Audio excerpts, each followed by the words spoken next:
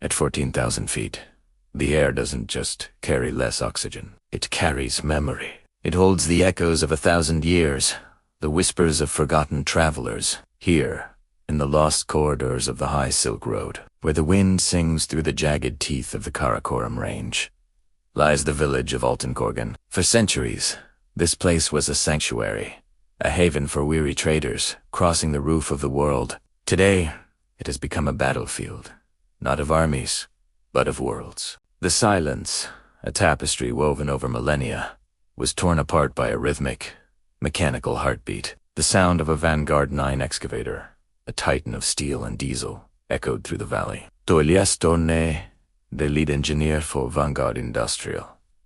This mountain wasn't sacred. It was just a colossal pile of overburden, a nuisance hiding a fortune in neodymium, the rare earth element that powers our modern world. He scoffed at the local legends, the whispers of guardians protecting the peaks. Elias believed in hydraulics, in quarterly reports, and in the relentless march of progress. The permits are signed, the coordinates are locked, he stated, his voice crisp and certain, as he addressed the village elder. Her name was Zara, and her face was a beautiful map of wrinkles, her skin like weathered parchment. By next month, Elias continued, spreading a blueprint on a makeshift table.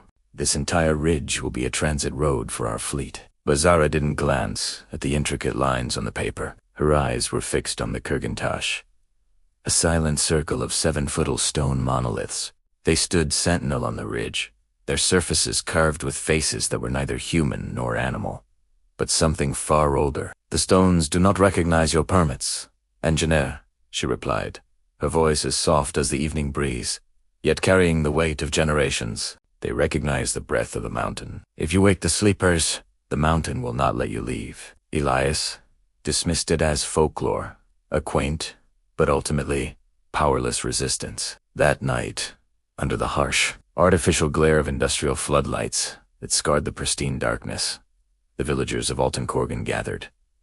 They didn't take up arms, they took up songs. They performed the ritual of the root, an ancient ceremony passed down through countless generations. They poured fermented mare's milk, a sacred offering, into the deep cracks of the dry, thirsty earth. They tied silk ribbons, dyed a deep crimson with mountain berries, around the stone necks of the Kurgantosh guardians. To an outsider like Elias, it looked like simple superstition, but it was something far more profound. It was a form of ecological weaponization, a deep and intricate knowledge of their environment honed over centuries. The rituals, the chants, the offerings, they were all designed to synchronize with the mountain's own natural defenses, to awaken its dormant power. As the villagers' voices rose in a hypnotic chant, a strange thing happened. The temperature plummeted dramatically. A localized mist, thick and opaque as unshorn wool, began to roll down from the glaciers.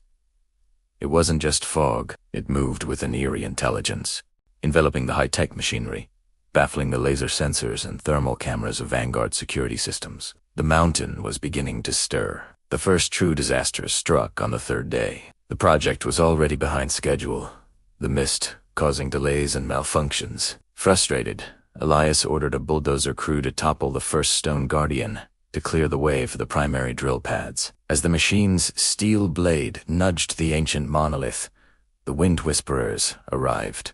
These weren't ghosts in the way modern stories tell them. They were powerful atmospheric anomalies, triggered by the unique, almost musical acoustics of the valley. The wind, channeled by the terrain, roared through the hollowed-out eyes and mouths of the statues. It created a subsonic frequency, a sound below the range of human hearing but felt deep in the bones. It was a vibration that induced crippling vertigo, nausea, and a primal, inexplicable terror in the machine operators and workers. Men stumbled from their cabs, disoriented and panicked, swearing the rocks themselves were screaming. The sabotage of nature had begun. Suddenly, where there was only rock and sparse grass, rapid-growth alpine briars erupted from the ground. They weren't just growing.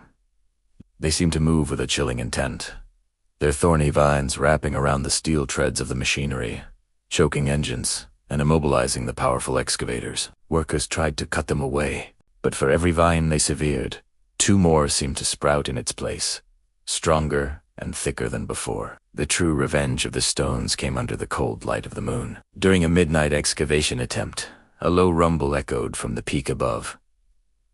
It wasn't a random tremor. A rock slide, impossibly precise, cascaded down the slope. It didn't hit the workers' camp or the main machinery. Instead, it completely and utterly buried the fuel depot, plunging the entire industrial camp into darkness and the biting cold of the high-altitude night. Elias watched from his command tent in disbelief, a feeling of cold dread seeping into him that had nothing to do with the temperature. His sophisticated GPS systems, which were supposed to be accurate too within a centimeter, spun wildly.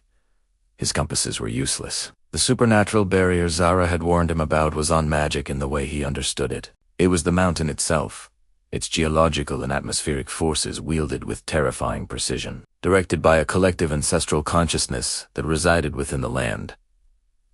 The Guardians, the Korgon, they weren't just statues. They were conduits, lightning rods for the mountain's fury. The campaign of attrition was brutally effective.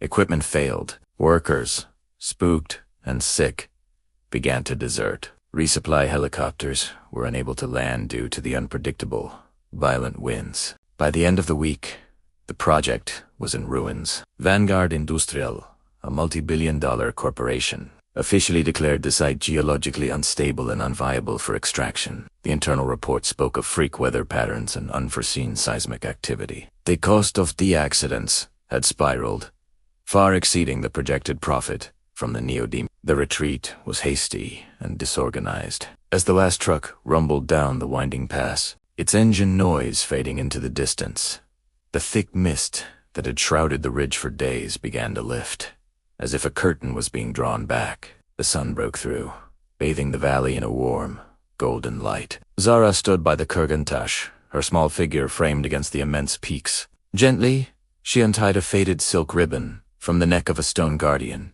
The machinery had left scars on the earth-deep gouges and tracks of churned mud, but the soul of the land, its ancient spirit, had been preserved. The Silk Road had survived the fall of empires, the ravages of plagues, and the chaos of countless wars. It would not fall to the short-sighted greed of a single century. As Zara finished her task, a quiet reverence settled back over the valley. The spirits of the mountain returned to their stone shells, their duty done, waiting, whispering, and watching the distant horizon for the next time they might be needed. Thank you for watching.